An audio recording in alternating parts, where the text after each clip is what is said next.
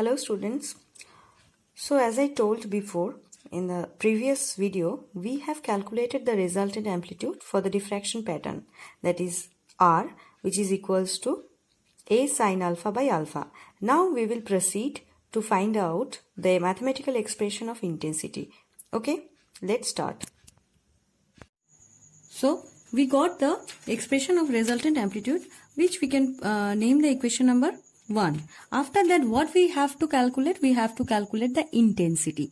So from that we can calculate the intensity as we have told, I equals to R mod square.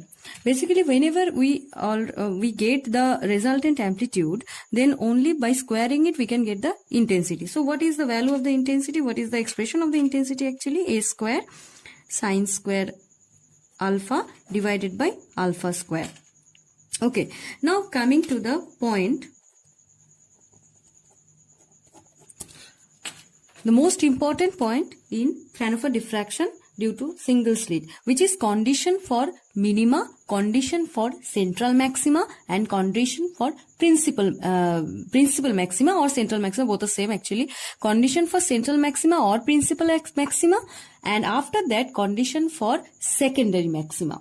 Okay, so first we have to calculate the condition for minima. So whenever I is 0, then only we can say the intensity is minimum. So condition for minima. Minimum of what? Minimum of intensity. When the intensity is can be minimum, for anything the minimum value can be 0 only. So whenever I equals to 0, then only we can say that this is the minima position of intensity. So now for I equals to 0, now looking at the equation number 2, which is the equation of the intensity. So to get the 0 for I, how can we get the value 0 for I? Here A is not equals to 0. A cannot be equal to 0 because this is the resultant amplitude for the n vectors, n vibrations. So it cannot be 0. Now, if alpha is 0, no, alpha is not 0. Why alpha is not 0? Because alpha, whenever alpha is 0, then the total value will give us the infinite value, that is undefined. Okay, so A cannot be 0, alpha is also cannot be 0. So then what can be the 0? Sine alpha can be 0. Sine alpha can give us the value 0. So to get the value of sine theta 0, then what can be the value of theta? Then this implies alpha is equals to plus minus n pi. We know that for the value of n pi, sine alpha can be 0. So now what is alpha actually? Pi d sine theta divided by lambda was alpha actually. So equals to, we can say, n pi. Now d sine theta equals to n lambda, and then this is the condition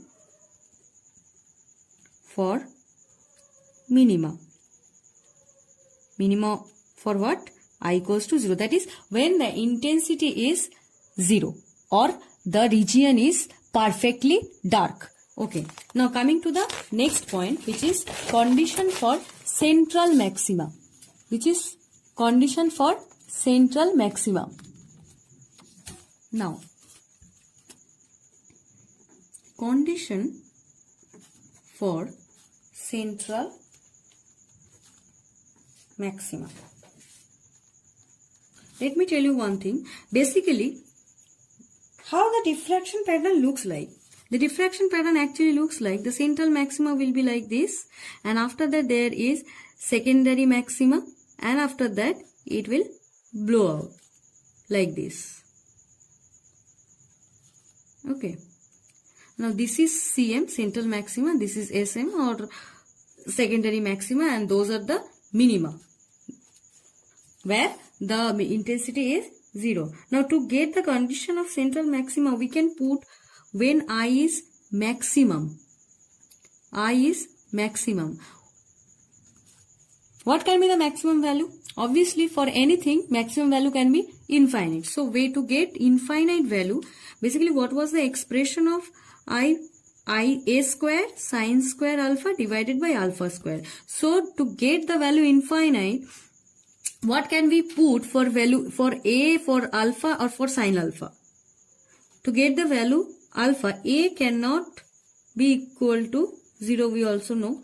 Sine alpha here cannot be equal to 0 because for sine alpha equals to 0, we got the condition for minima. So for condition of maxima, we cannot put sine alpha equals to 0.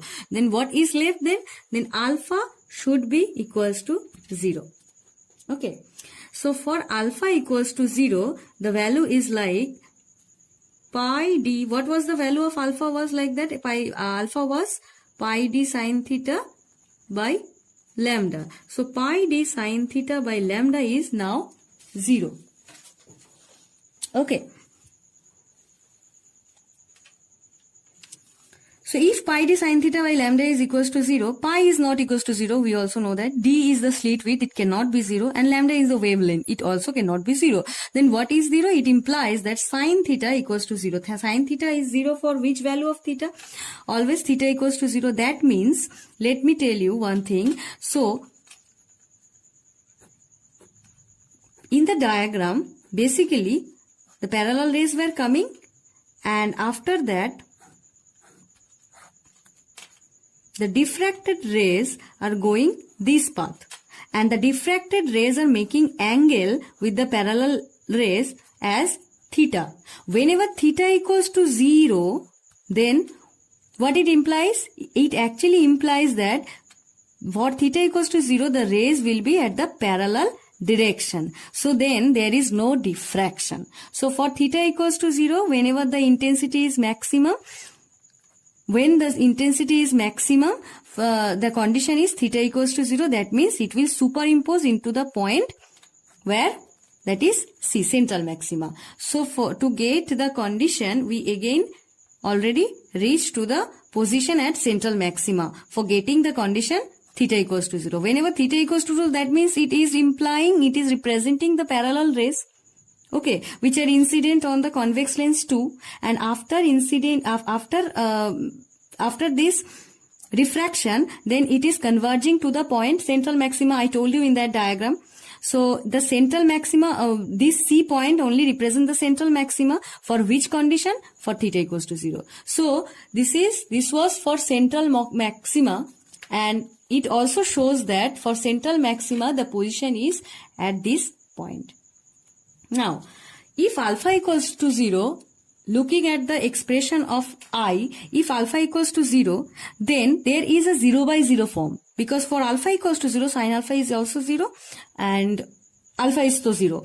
And then it will be like 0 by 0 form. So, we have to put here limit. For limit, alpha tends to 0, sine alpha divided alpha gives us the value 1. We know it from mathematics by applying the L'Hospital rule. Whenever 0 by 0 form is there, then we have to take the trigonometric value of sine alpha, which is cos alpha, and the trigonometric value, that means the derivative of alpha is 1. Then cos alpha for alpha equals to 0, that is 1. And then for alpha equals to 0, that is also 1.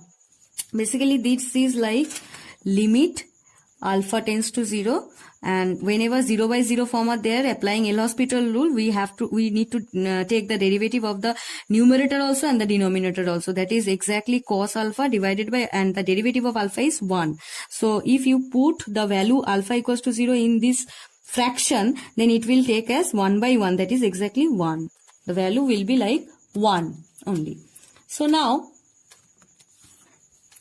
as the value is sine alpha, limit alpha tends to 0, sine alpha by alpha equals to 1, then it implies us like this.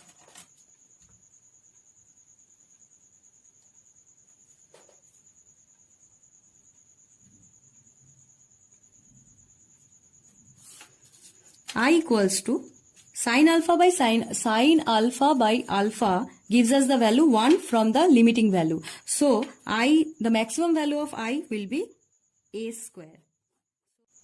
So, by putting the condition, So we got the maximum intensity which is situated whose position is at the central maxima, which is I equals to a square, basically the square of the amplitude. Now the next point is condition for secondary maxima, that we will discuss in our next lecture. Till then, thank you, and if there is any problem regarding the calculation or the total theory, then let me know by calling me or texting me. I will clear you out. Okay, thank you and stay safe. Bye.